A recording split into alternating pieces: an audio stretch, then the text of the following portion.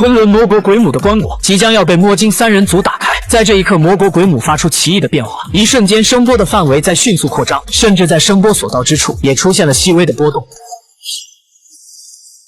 随后棺盖才被打开，一具栩栩如生的水晶冰川尸展现在众人面前。明叔唯利是图的嘴脸也在这一刻完全体现，他认为这一次必定会大赚一笔。可就在明叔想入非非之时，鬼母的面罩里突然飞出一只虫子，看外形类似于火瓢虫一样的生物。胡八一试着用对付火瓢虫的方法，用水去浇它，但很明显这招对他并不起作用，结果刚才的做法反倒激怒了他。